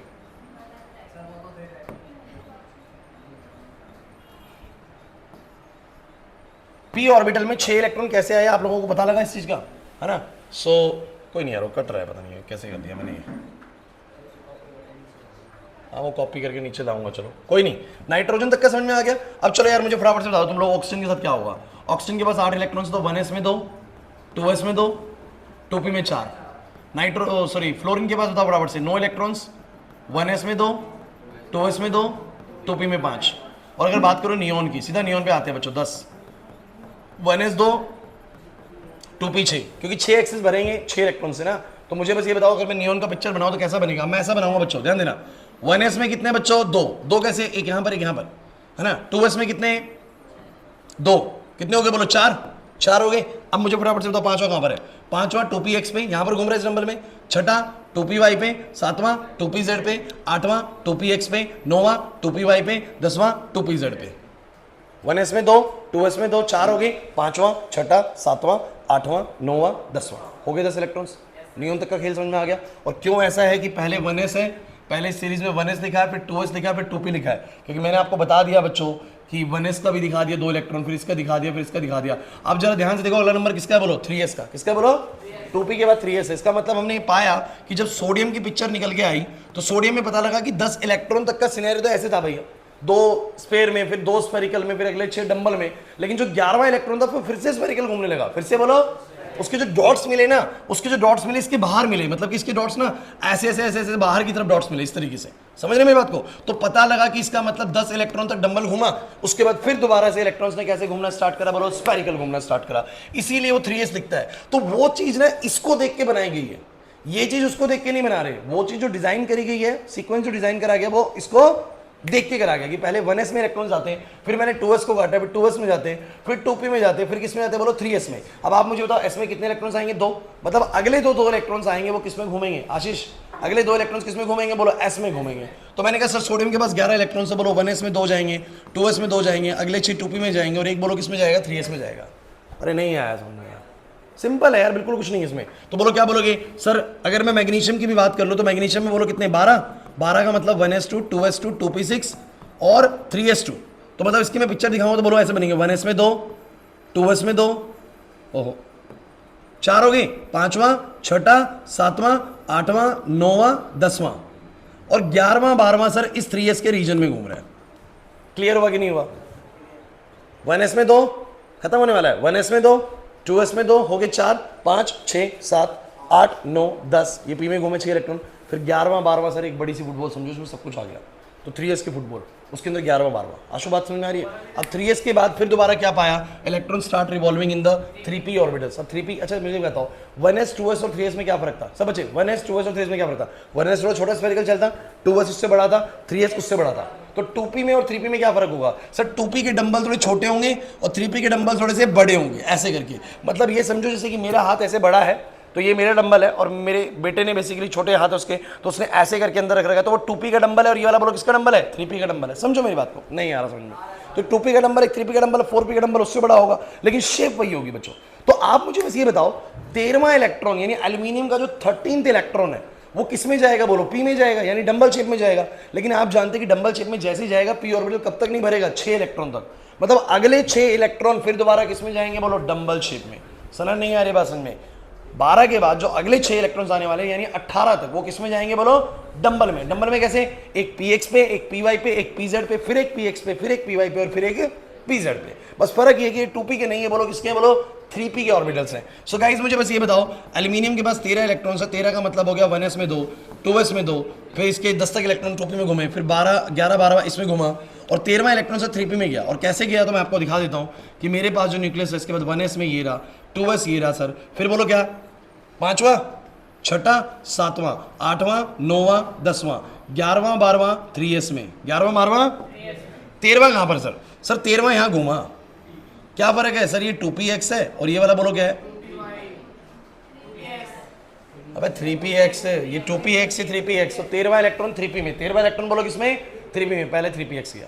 अब मैं आपको एल्यूमिनियम का सिलिकॉन विलिकॉन नहीं बता रहा, मैं सीधा ऑर्गन बताऊंगा। क्या बताऊंगा? ऑर्गन। तो तुम मुझे बताओ चो ऑर्गन बताओ सब बच्चे। ऑर्गन ऑर्गन ऑर्गन के बाद 18 इलेक्ट्रॉन से बोलो कितने? 1s2 2s2 2p6 3s2 और अगले 6 3p में, अगले 6। अब मुझे बताओगे कैसी बनेगी पिक्चर्स की? बता सकते हो? यहाँ बना दूं? चलो बोलो 1s में 2, 2s में 2 4, 5वां 6वां 7वां 8वां 9वां 10वां 11वां 12वां 3s, 13वां 3px, बोलो 14वां 15वां z पे, 16वां x पे, 17वां y पे, 18वां फिर z पे। सुना नहीं आ रही बात? समझ? फिर भर गया 3p के भरते ही किसकी बारी आई? 4s की। फिर दोबारा से एक 4th स्फेरिकल शेल आ गई। हाँ भाई, 3p भरने के बाद यानी 18 इलेक्ट्रॉन्स भरने के बाद जो 19वां इलेक्ट्रॉन या 20वां इलेक्ट्रॉन जो था फिर दोबारा से स्फेरिकल शेल में घूमता हुआ नजर आया। इसका मतलब अगर मैं आपसे बात करूं बच्चों कि मेरे से पोटेशियम की अगर आप बात करते हैं तो पोटेशियम के पास 19 इलेक्ट्रॉन होते हैं, या कैल्शियम की बात करो, चलो मेन बात कर लेते हैं कैल्शियम की। अब सब बच्चे देखना भाई, अब आप ऐसे इमेजिन करें कि आपके सामने अगर कैल्शियम का एटम आ जाए तो आप जब उसको बहुत अच्छे से देखोगे, अंदर से झांक के देखोगे कैल्शियम का एटम कैसा होता है, तो आपको दिखेगा कि कैल्शियम की जो इलेक्ट्रॉन्स है ना, not all the electrons are found to be revolving in spherical region. उसके 20 के 20 इलेक्ट्रॉन स्फेरिकली नहीं घूम रहे हैं, कुछ घूम रहे हैं स्फेरिकली और कुछ घूम रहे हैं बोलो कैसे? डंबल रीजन में। और ऐसे नहीं कि रैंडम सीक्वेंस में घूम रहे हैं, पहले 2 डंबल में, पहले 2 स्फेरिकल में ही घूमते हैं, उससे अगले 2 भी स्फेरिकल में घूमते हैं। तो एक सीक्वेंस भी है कि पहले 2 किस में गए? सब बच्चे बस खत्म होने वाली चीजें। पहले 2 किस में गए? बोलो 1s में। अगले 2 किस में गए? बोलो। अगले 6 किस में गए? अगले 2 किस में गए? अगले 6 किस में? और अगले 2 बोलो फिर से 4s में। हो गए 20 इलेक्ट्रॉन। आप मुझे मुझे कैसे ये सीक्वेंस याद होगा, तो मैंने क्या याद करवाया पीछे 1s 2s के करके याद करवाया ना, नहीं यार ये बात समझो। तो 1s 2s देखो ना, 1s 2s 2p 3s 3p 4s आ गया ना, अरे नहीं यार समझ। तो इसके जो 20 इलेक्ट्रॉन्स हैं वो कैसे बना के दिखाओगे अगर मैं तुमसे बनाने को बोलूँ तो आप लोग बोलोगे सर कुछ ऐसा है कि पहले 2 इलेक्ट्रॉन इस स्फेरिकल शेल में है, अगले 2 इस स्फेरिकल शेल में, हो गए 4, फिर बोलो क्या 5वां 6वां 7वां 8वां फिर एक्स पे 9वां वाई पे 10वां जेड पे, हो गए 2p के पूरे 6। फिर बोलो क्या बोलोगे 11वां 12वां 3s में घूमा सर, फिर बोलो क्या बोलोगे सब बच्चे 11वां 12वां यहाँ पर हो गया, 13वां 14वां 15वां 16वां 17वां 18वां, और फिर बोलो क्या बोलोगे 19 20 4s में। तो जंजाल सा है पूरा एटम, जो पूरा एटम पूरा जंजाल सा है कि अगर पूरा एटम को देखोगे ना तो ऐसे दिखेगा भैया अंदर अंदर कहीं कहीं कहीं इलेक्ट्रॉन्स कैसे भी घूम रहे हैं। कुछ क्लियर हुआ कि नहीं हुआ, नहीं आया समझ में? अब देखो आपको नेक्स्ट क्लास से पहले तक क्या चीज़ अच्छे से आ जानी चाहिए, जो मैं चाहता हूँ, जो आपको पता होगी तो काम बन जाएगा सारा, कि आप लोगों को ये जरूर पता हो कि इलेक्ट्रॉन्स ना ऑर्बिट्स में घूमते ही नहीं है। कैसे घूमते बोलो, ऑर्बिटल्स में। और इतना बड़ा पिक्चर देखने के बाद सना, इतना मेजर पिक्चर देखने के बाद ये पता लग जाना चाहिए कि इलेक्ट्रॉन ऐसे नहीं घूम के, इलेक्ट्रॉन ऐसे ऐसे स्फेरिकल शेल के अंदर घूम रहा है या ऐसे डंबल शेल के अंदर घूम रहा है, मतलब भरे भरे स्पेसेस में घूम रहा है। ऐसे स्पेस है ना, जैसे मेरा हाथ स्पेस है पूरा, इसके अंदर अंदर कहीं भी घूम रहा है, तो पूरे पूरे स्पेस में घूम रहा है। क्लियर हो रहा है कि नहीं हो रहा, पूरे पूरे स्पेस के अंदर घूम रहा है, तो इनको बोलते हैं ऑर्बिटल्स। क्या बोलते हैं इनको? तो ऑर्बिटल्स कुछ भरा भरा सा है, वॉल्यूम जैसा कुछ है, और ऑर्बिट एक तरह का पाथ था, रास्ता था, ऑर्बिटल पूरा वॉल्यूम जैसा कुछ है। क्लियर हो रहा है कि नहीं हो रहा मैं क्या कहना चाह रहा हूँ? सो गाइज ये 20 इलेक्ट्रॉन तक का सिनेरियो आप लोगों को अच्छे से आता हो, और ये भी बताओ कि not all the electrons are revolving in a spherical region. सारे इलेक्ट्रॉन स्फेरिकली, कुछ स्फेरिकली घूमते हैं उनको हमने एस ऑर्बिटल का नाम दिया, जो डंबल में घूमते हैं उनको बोलो पी का। थोड़ी देर बाद हमें पता लगता है, जब आप नेक्स्ट वीडियो देखेंगे ना तो आपको पता लगेगा कि हमारे कुछ नए ऑर्बिटल्स भी आने वाले हैं। 4s के बाद अब 3d की एंट्री, किसकी एंट्री है बोलो? मतलब कि अब ये s भी नहीं है, p भी नहीं है, अब d है। इनका जो शेप होता है वो ना तो स्फेरिकल होता है ना डंबल होता है, इनका डबल डंबल होता है। कैसा होता है बोलो? बस तुम्हें वो वीडियो देखनी है, क्योंकि डी ही पढ़ना होता है, एफ नहीं पढ़ना होता है। एफ के बारे में मैंने बहुत ब्रीफली आपको वीडियो में बताया, मेन डी तक ही काम करना होता है। तो मैं एक वीडियो आपको आज ही भेज दूंगा ग्रुप के अंदर, आप लोगों के लिए बहुत फायदेमंद रहेगी कि अगर आप लोगों ने आज ही टॉपिक करके, मैंने आपको पी तक सारा कराया 20 तक, आप बस डी वाला एक वीडियो 1 घंटे का वीडियो से मैंने सब करा रखा होगा, उसको अगर आप कवर कर लेंगे तो आपका सारा तामझाम खत्म हो जाएगा। ऑर्बिटल्स को लेकर सारी चीज़ें क्लियर हो जाएंगी, इलेक्ट्रॉनिक कॉन्फ़िगरेशन में कहीं नहीं फंसोगे। मैं बल्कि आपको ऑर्बिटल्स के बाद चैप्टर में जितनी भी क्लासेस थी सारी भेज दूंगा, आप उसमें क्वांटम नंबर वगैरह, क्योंकि वो भी करने पड़ेंगे आप लोगों को। Pauli exclusion principle, Hund's principle, उनके क्वेश्चंस भी थे, वो कैसे करने हैं, क्वांटम नंबर्स क्या चीज़ है, वो सारी मैंने उसमें करा रखी है। लेकिन मेरा मेन चीज़ था कि आपको ऑर्बिटल्स वाली बात समझ में आए। तो मुझे तुम बस ये बताओ, तुम्हें ये सारा गेम समझ में आ गया? ये गेम समझ में आ गया? एक और चीज़ बताता हूँ लास्ट, सुनो, वीडियो दिखा दो मुझे, मत करो इसकी। अब देखो कुछ ना, मैं ऑर्बिटल्स ना बॉक्सेस में बनाता हूँ, हर 2 इलेक्ट्रॉन के लिए एक बॉक्स बनाता हूँ। वीडियो में थोड़ा ज़्यादा अच्छे से बता रखी होगी ये चीज़ मैंने कि कैसे क्या चीज़ है। 2p के लिए मैंने 3 बॉक्स बनाए क्योंकि 6 इलेक्ट्रॉन्स भरने हैं। फिर बोलो कौन आता है? 3s। फिर बोलो कौन आता है? 3p। अरे बातें नहीं प्लीज़। फिर बोलो कौन आता है? 4s। और मैं आपको बता दूं 2p में जो 3 है ना, पहले वाले को 2px बोलते हैं, अगले वाले को 2py बोलते हैं, और इसको 2pz। और s वाले में ऐसे नाम देने की जरूरत नहीं, बिकॉज s में ऐसा कुछ होता ही नहीं, एक ही स्फेरिकल शेल होती है। सो गाइस पहले 2 इलेक्ट्रॉन्स कैसे घूमते हैं सब बच्चे? पहले 2 इलेक्ट्रॉन्स कैसे घूमते हैं सर? एक इसमें, 2 इसमें, 2 हो गए, तीसरा चौथा इसके अंदर। उल्टा सीधा क्यों बना रहा हूँ बाद में बताऊंगा, क्योंकि घूमने का तरीका ऐसा होता है कि एक इलेक्ट्रॉन क्लॉकवाइज स्पिन करता है और एक एंटी क्लॉकवाइज। तो ये आप वीडियो में देखेंगे तो पता लगेगा, लेकिन एक को सीधा बनाता हूँ, एक को उल्टा बनाता हूँ। 2 इसमें, 2 इसमें, 4 हो गए भाई यहाँ पर, 4 हो गए। अब उसके बाद बोलो 5वां किस में गया सब बच्चे? 5वां किस में गया? 2px में सर। ये बड़ा इंपॉर्टेंट पार्ट है जो मैं तुम्हें बताने वाला हूँ। 5वां किस में गया? छठा के 2px में गया था या 2py में? वेरी गुड गाइस, छठा गया 2py में। 7वां, 8वां, 9वां और 10वां 2pz। नहीं आया समझ। 11वां 12वां 3s में, 13वां 14वां 15वां, क्योंकि ये है हमारा 3px, ये 3py और ये 3pz। फिर 16वां 17वां और 18वां ऐसे भरता है सर। ये पहले x y z, फिर दोबारा x y z, 18 और फिर 19 और 20। तो ये जो बॉक्सेस है मैं क्या बनाता हूँ, मैं आपको सीक्वेंस बताना चाह रहा हूँ कि इलेक्ट्रॉन्स किस ऑर्डर में भरे गए हैं। 2p में भरे गए तो 2px पूरा नहीं भरा, पहले x में, y पे, z पे, फिर दोबारा x में, y पे और z पे। कुछ बात समझ आई? पक्की बात है। अगर मैं इसको यहाँ पर आपको दिखाता हूँ, मतलब कुछ नहीं है, वीडियो देखनी है आप लोगों को, बस छुट्टी कर रहे हैं 5-10 मिनट। अगला कौन सा आइटम आने वाला है? बोरोन। बोरोन के पास कितने इलेक्ट्रॉन्स होंगे? 5। तो 5वां इलेक्ट्रॉन कहाँ घूमेगा? डंबल में। जरा देखना डंबल कैसा आएगा।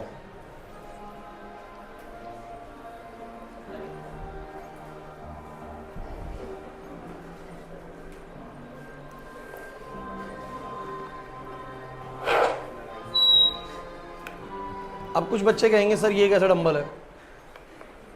अब मेरी बात समझना बच्चों, ये बिल्कुल सेंटर से निकाला हुआ डंबल है। और एक बात और सुन लीजिए, ये आपको लगेगा सर ये तो एक्स पे मुझे नज़र ही नहीं आ रहा। यार तुम मुझे एक बात बताओ, क्लास इधर, अगर वो एक्स पे इस तरफ है, लेकिन अगर मैं एटम को घुमा के दिखाऊंगा तो वह एक्स तो आपको इधर भी दिखने लग जाएगा। अगर मैं एटम को घुमाऊंगा तो जो चीज़ एक्स वाली है वो तो इधर भी दिखने लगेगी। थोड़ा झुका दूंगा एटम को तो एक्स इधर भी दिखने लगेगा। समझे नहीं मेरी बात को? अरे यार ये एक्स ऐसे है, भले ही मान लो ये एक्स है, ये वाई है और ये जेड है। अगर मैं ऐसे ही रखूँ एटम को तो बात अलग है, लेकिन अगर मैं एटम को घुमा रहा हूँ तो मेरा एक्स कहीं और भी दिख सकता है आप लोगों को। ये रहा एक्स, और मैं झुका दूंगा तो एक्स मेरा नीचे भी दिख सकता है, उठा दूंगा तो एक्स मेरा ऊपर भी दिख सकता है ना। तो घुमाने के ऊपर एटम को मैं कैसे घुमा रहा हूँ, तो मैं रोटेट करके दिखा रहा हूँ आप लोगों को। इसलिए मेरे को जो मेरा पी एक्स है ना वो आपको बाहर की तरफ कहीं दिखता है, ठीक है। लेकिन देखोगे ध्यान से तो पता लगेगा। इलेक्ट्रॉन्स को लोकेट करिए, पहले दो किसमें देखो, 1s में घूम रहे, वो बाहर नहीं जा रहे हैं, और दो ऐसे हैं जो 2s में घूम रहे हैं, और एक ऐसा जो देखो पूरे इसमें घूम रहा है, और गुब्बारे ऐसे देखो डंबल जैसा कुछ है। ये बोरॉन का पिक्चर है, पांचवा इलेक्ट्रॉन ऐसे ही घूमता है। छठा कहां पर आएगा बताओ जरा, वाई पे। कहां पर आएगा? कोमल नहीं आ रहा समझ में? मुश्किल है क्या ये? अरे बड़ा आसान है यार, बहुत आसान है। आप कुछ कहेंगे परपेंडिकुलर नहीं है, परपेंडिकुलर है बच्चों, झुका रखा है ऐसे, एक्स है, ऊपर बोलो क्या है, वाई है, ठीक है। और जेड बोलो क्या आएगा, जेड ऐसे आएगा बच्चों बाहर की तरफ ना। तो देख लीजिए जल्दी।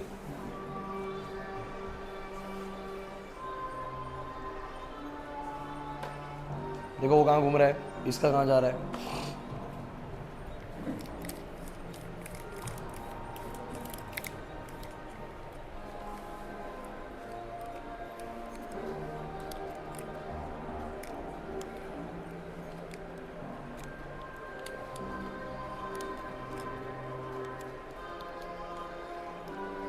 सही है। आप लोग लेट आए थे, आप लोगों को आ गया समझ में?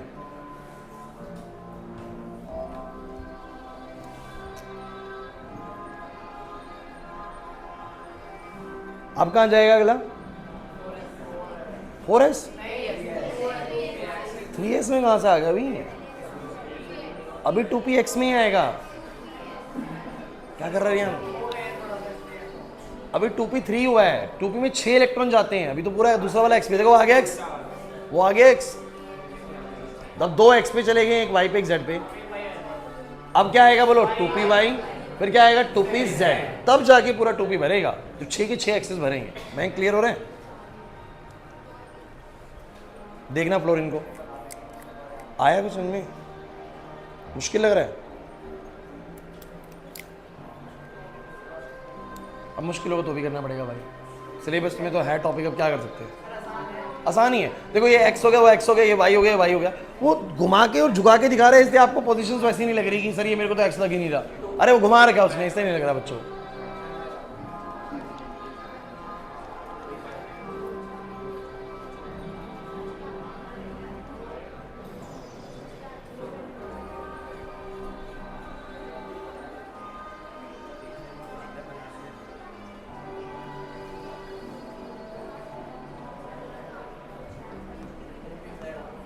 दिख रहा है क्या शानदार पिक्चर है। 1s 2s 2px 2py 2pz, फिर 2px 2py 2pz। अब भर गया, अब भर गया p पूरा, अब p भर गया। इसीलिए p में 6 होते हैं। तो पहले दो 2s, पहले दो 1s में, अगले दो 2s में, उससे अगले 6 2p में। अब तुम मुझे बताओगे वैसे अगला क्या बनने वाला है? ये नियोन तक का है, लेकिन जैसे सोडियम की बारी आएगी, मैग्नीशियम की बारी आएगी, हाँ भाई इधर पीछे, इधर ध्यान दो, तो जो अगला है वो किस में जाएगा बोलो? ऐसे करके बोलो क्या बनेगा? 3s, बड़ी स्फेरिकल शेप। फिर आपको पता है अगले 6 फिर 3p में जाएंगे। 12 हो गए यहाँ पर 3s में। अरे 10 तक तो यहाँ पर था नियोन तक, 11वां 12वां 3s में घूमा, 11वां 12वां 3s में घूमा, 13वां 14वां 15वां 16वां 17वां 18वां, यानी अगले 6 सना 12 के बाद अगले 6 3p में। कैसे? x पे, y पे, z पे, x पे, y पे, z पे। फिर 3p के बाद किसकी बारी आई? 4s की आई। हो गई ना 20 तक? 20 तक ही सीखना है आपको, 20 तक समझ में आ गया? एक लास्ट चीज दिखाऊंगा, उसके बाद छुट्टी कर दूंगा आप लोगों की। भागने की मत लगाओ, बस चुपचाप सुनो और फिर छुट्टी कर रहा हूँ आप लोगों की। मैं तो इस टॉपिक को पढ़ा के बोर हो चुका हूँ, बहुत बार पढ़ा दिया, लेकिन क्या करें, मजबूरी है। नहीं कराऊंगा तो मैं आगे समझ में नहीं आएगा। ये बड़ा इंटरेस्टिंग है, ये बड़ा मजेदार है। 1s 2s देख लिया था, एक बार 2p देखो। This is a semi-classical thing. The radius is not confined orbital. ये 1s था. The electron does not depend on the diameter of the second orbit journal. Orbital सही है. 1s2 2s2 ये डॉट्स ऐसे ही मिले थे. इन्हीं के जरिए आइडियाज लग रहे थे हमें कि इलेक्ट्रॉन्स कैसे घूम रहे हैं. क्लियर है. पांचवा इनमें नहीं घूमेगा, पांचवा ऐसे डंबल पे घूमेगा. And the state of the electron is zero. Gives rise to three orbitals called 2p. अब देखो This जरा, is one of them. It consists of two nodes. कुछ दिखा आप लोगों को. ये सिर्फ इसने टोपी बनाया है. सिर्फ इसने क्या बनाया बोलो? टोपी. मतलब यहाँ न्यूक्लियस है तो कुछ इधर भाई तान्या, कुछ मैंने पाए कि कहाँ घूम रहे हैं. ध्यान देना. कुछ इस डंबल में घूम रहे हैं, देख रहे हो डंबल है, और कुछ इस डंबल में घूम रहे हैं. नहीं समझे मेरी बात को? न्यूक्लियस के लेफ्ट में और न्यूक्लियस के राइट में. ये सीक्वेंस नहीं फॉलो कर रहा, बस ये बता रहा है कि मेरे कुछ इलेक्ट्रॉन्स न्यूक्लियस के लेफ्ट में डंबल में घूमे और कुछ न्यूक्लियस के राइट में डंबल में घूमे. ऐसे ही कुछ ऊपर और कुछ नीचे और कुछ आगे और कुछ पीछे. हाँ क्या हुआ? एक इलेक्ट्रॉन इधर है, एक इलेक्ट्रॉन इधर है. 2px में एक ही तो घूमेगा, फिर एक 2px में इधर है. दो हो गए, एक इधर और एक इधर. 2py में एक ऊपर और एक नीचे. 1s में पूरे में घूमता है ऐसे, है ना. सो मेरे को लगता है कि ये वाली पिक्चर आपको बहुत क्लियरली समझ में आ रही होगी. Which we can consider now. अभी घुमा के दिखा रहा है आप लोगों को, तो y वाला भी आपको ना वैसे ही दिखेगा. देखना जरा, अभी देखिए y वाला दिखा दो इसको. ये 2px है. The second one. आप कुछ कहेंगे सर 2py मेरे को तो वहीं दिख रहा है. देखो भाई, तो मैं आपको बता दूं, इसने क्या करा हुआ है ना, बस ये सुन लो. इसने क्या करा हुआ है, इसको x माना है, इसको y माना है, बाहर वाले को क्या माना है y, और ये ऊपर वाले को क्या माना है z. कोई प्रॉब्लम नहीं यार, किसी को भी x y z मान सकते हो. अब जब तुम बताओ x वाले को घुमा के दिखाओगे तो आपको इसी प्लेन पे दिखेगा, और y वाला घुमाओगे तो y वाला भी उसी प्लेन पे दिखेगा. हाँ, z वाला आपको दिखेगा ऊपर है और बोलो कहाँ है, नीचे. लेकिन x वाले को घुमाओगे, सुनो तो सही, x वाले को घुमाओगे तो आपको ऐसे दिखेगा इसी प्लेन पे, और जब y वाला घुमाओगे तो भी इसी प्लेन पे दिखेगा, और z वाला थोड़ा अलग दिखेगा. तो वो आपको दिखने में ऐसा लग रहा है, बट वो अलग एक्सिस पे बैठे हुए इलेक्ट्रॉन्स. ठीक है. तो एक x पे घूम रहे थे, दो इलेक्ट्रॉन x पे थे इधर इधर, दो y पे थे आगे पीछे मान लो, और दो z पे हैं ऊपर नीचे मान लो. ठीक है. ये देखो, आप देखो अब अलग है, आगे अलग. अब अरे नहीं आया समझ, क्योंकि इसने अपने अकॉर्डिंगली, हम जिसको y मानते हैं इसने इसको z माना हुआ है. तो दो इलेक्ट्रॉन यहाँ घूम रहे हैं, और मैं सलाह दूंगा आप लोग d वाला भी कर लें घर जाके. ठीक है. रिकमेंडेड है, जो d ऑर्बिटल वाला सीन है वो भी कर ले घर जाके, वीडियो भेज दूंगा. अब देखो जरा, ये ऐसी इमेज आ रही थी एटम की, टोटली कंफ्यूजिंग. मतलब जब एटम हायर उसमें चला गया था तो ऐसे पिक्चर्स मिल रही थी. क्यों भाई मिक्सअप हो रहा है? हाँ भाई क्यों मिक्सअप हो रहा है? इधर तान्या, मिक्सअप क्यों हो रहा है? मिक्सअप इसलिए हो रहा है सर, इसमें 1s भी है, 2s भी है, 2p's भी हैं, 3s भी है, 3p's भी हैं, सारे डॉट्स मिल जाएंगे तो कुछ ऐसा ही पिक्चर नजर आएगा. बोला है कि नहीं? लेकिन वो कैसे आइडेंटिफाई कर पा रहे थे कि अगला इलेक्ट्रॉन कहाँ घूम रहा है? क्योंकि पिछली पिक्चर और वो अगली पिक्चर में डिफरेंस चेक कर ले रहे थे. जो डिफरेंस था उसके थ्रू आइडिया लग रहा था कि उन्हें नेक्स्ट इलेक्ट्रॉन से वो कहाँ पर घूम रहे हैं. Is it clear to you और नॉट? सो मेरे को लगता है कि अब समझ में आ गई होंगी चीज़ें, इतना इनफ है. और Which shows a high degree of clear है यहाँ पर. अब 3s का तो the orbital pointing number 0. दिख रहा है आपको? ध्यान से एक चीज़ देखना भाई, बड़ी अच्छी चीज़ इसने दिखाने की कोशिश करी है. ये 1s दिखो, अंदर 1s थोड़ा सा, पता नहीं तुम्हें कितना दिखेगा, मुझे तो दिख रहा है. जिसके आंखें थोड़ी सी शार्प ठीक है ना भी, आंखें उनको दिख जाएगा. 1s थोड़ा सा अंदर की तरफ दिख रहा होगा, छोटा स्पेयर. 2s थोड़ा और बाहर की तरफ है, और 3s थोड़ा और बाहर की तरफ है. देखो ये तीन स्पेयर दिख रहे हैं, बस उसने 1s 2s 3s दिखाने की कोशिश करी है. और बहुत ध्यान से देखोगे तो तीन स्पेयर्स हैं इसके अंदर, तीन कॉन्सेंट्रिक स्पेयर्स हैं. ध्यान से देखो, 1s का अंदर है, फिर 2s का है, फिर 3s का है. ऐसे ही इसने क्या दिखाने की कोशिश करी, ध्यान समझना. ये देखो, ये 2p है और ये 3px है. ये 2px है, ये 3px है. फर्क सिर्फ इतना सा होता है, 2px का लोब थोड़ा छोटा होता है, लोब भी बोलते हैं, डंबल भी बोलते हैं, और इसका डंबल थोड़ा सा बोलो क्या होता है, बड़ा होता है. फिर ये 2px है और ये 3px है. नहीं आ रही बात समझ में? तो ये बस समझाना चाह रहे हैं. मेरे को लगता है कि इतनी क्लैरिटी इनफ है कि आप लोगों को सब समझ में आ जाएगा यहाँ पर कि अब एटम्स के अंदर इलेक्ट्रॉन्स कैसे घूमते हैं. ठीक है. बस खत्म कर रहा हूँ, चिंता मत करो, मेरे को भी जल्दी है जाने की. ये y वाले हैं, 2py 3py. Okay.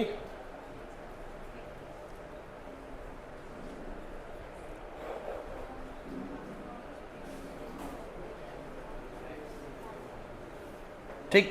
2pz 3pz, 2pz 3pz. So guys मेरे को बस तुम इतना बताओ तुम्हें मैंने आज स्टार्ट करी थी क्लास, 1 मिनट का रिकैप है फाइनल की, ऑर्बिट और ऑर्बिटल में फर्क क्या होता है। तो क्या फर्क होता है बताओ। ऑर्बिट सर हमारे, हमने सोचे थे पाथ होते हैं ऐसे जिनमें इलेक्ट्रॉन्स घूमते हैं, circular paths, but exactly path जैसा कोई सीन है नहीं, रीजन जैसा सीन है। और पाथ और रीजन में वंश क्या फर्क है, पाथ तो एक रास्ता हो गया, रीजन पूरा का पूरा स्पेस हो गया, रूम में पूरा जो स्पेस है ये रीजन है, तो इलेक्ट्रॉन रीजन में घूमता है, इस रूम जैसे स्पेस में घूमता है, वो किसी रास्ते पे नहीं चलता, वो पूरे के पूरे खुले इलाके में घूमता है। तो भैया इनको बोला ऑर्बिटल्स, रीजन को बोलो क्या बोला, ऑर्बिटल, और जो पाथ था उसको बोलो क्या बोला, ऑर्बिट। तो ऑर्बिट जैसा कोई कॉन्सेप्ट नहीं, ऑर्बिटल जैसा है।